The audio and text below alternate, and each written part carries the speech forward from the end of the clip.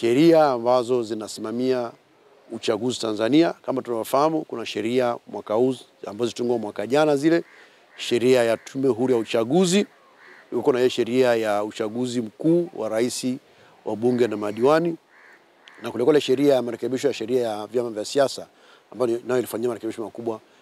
Zote zilifanyika mwaka jana, na mwaka huu ndo zimeanza kutekelezwa, kufanywa kazi. Kwa hiyo tunakumbushana na kujengeana uwezo. Japokuwa siku zimesonga, lakini bado kuna hatua kadhaa za uchaguzi zikamilika. Bado kampeni zinaendelea. Kuna bado swala la kupiga kura, kuna swala la kutangaza matokeo ya kura, na yafuatayo baada ya kura kutangazwa, kuunda serikali, baraza madiwani na vitu kama hivyo. Kwa hiyo tunakojengea uwezo jinsi ya kuangalia, kusaidia umma hujue hasa mchakato mzima wa uchaguzi na wajibu wa waandishi wa habari katika hiyo. Kwa hiyo la kwanza ilikuwa kwenye masuala ya sheria. Ya pili ilikuwa ni kuonyesha wananchi, waandishi wa habari wajibu wao hasa katika kuripoti uchaguzi. Nafasi yao kama daraja muhimu la kuunganisha vyama vya siasa, wagombea na wananchi ambao ndio wapiga kura, wajue haki zao na wajibu wao katika mchakato mzima wa uchaguzi. Na la tatu ambalo lilikuwa la mwisho ni kuwakumbusha swala la haki za kijinsia katika uchaguzi. Unafahamu kwamba nchi bado kuna pengo kubwa kati ya wanaume na wanawake katika nafasi za kuchaguliwa, nafasi za mabaraza ya madiwani, nafasi za ubunge. Wanawake ambao wanapita katika viti vya kuchaguliwa kwenye majimbo bado ni wachache sana. Kwa hiyo tunajaribu kuambia wajaribu kuwa hao ndio daraja la kusaidia kunyanyua hilo kundi ambalo bado liko nyuma katika nafasi za kuchaguliwa, hasa kwenye nafasi za majimbo na kwenye hizo kata za uchaguzi katika udiwani.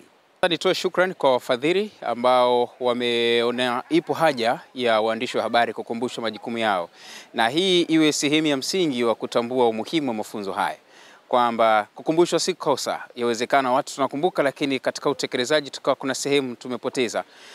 Kwa hiyo tumefundishwa ama tumekumbushwa sheria za uchaguzi kwa mwaka, hasa zile ambazo zimefanywa marekebisho kwa mwaka 2024. Lengo ni tujue tunaenenda katika misingi ipi pasipo kuharibu kazi.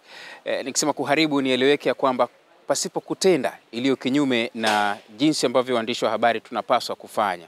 Lakini pia inatupa kujiamini katika kazi yetu, kwa sababu unapolijua jambo unalifanya kwa uaminifu, unalifanya kwa ujasiri mkubwa, unalifanya katika hali ambayo unakuwa una dhana sahihi ya wewe kufikisha ujumbe ule ambao unastahili kwa jamii yetu.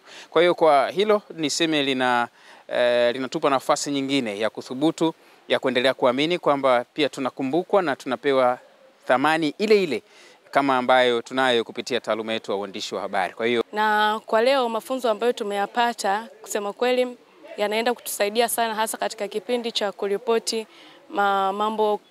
Tunafahamu kwamba bado tupo kwenye kampeni, lakini pia tunaelekea kwenye zoezi la kupiga kura. Kwa hiyo mafunzo haya mimi nafikiri yamekuja katika wakati sahihi ambao tupo kwenye kampeni, lakini pia tunafahamu ya kwamba sheria mpya ambazo zimetengenezwa na Tume Huru ya Uchaguzi, pengine hatukupata wasaa kuweza kukaa pamoja kuzijadili ni namna gani ambazo zinafanya kazi.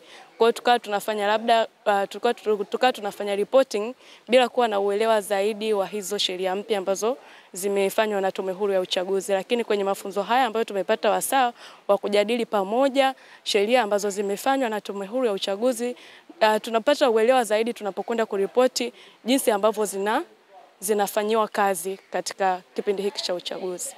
Kutokana na uelewa mpya ambao nimeupata kutoka kwenye sheria za Tume Huru ya Uchaguzi ambazo zimewekwa, manake hata nikienda kuripoti habari nitakuwa na uelewa zaidi jinsi ambavyo inafanywa kazi. Tofauti na vile mwanzoni unaenda tu pale unachukua tu taarifa ambayo hata una uelewa nayo, lakini kupitia mafunzo haya yatanipa uelewa zaidi wa kuelewa matukio yanavyofanyika kwenye kampeni ama pia kwenye tukio zima la upigaji kura.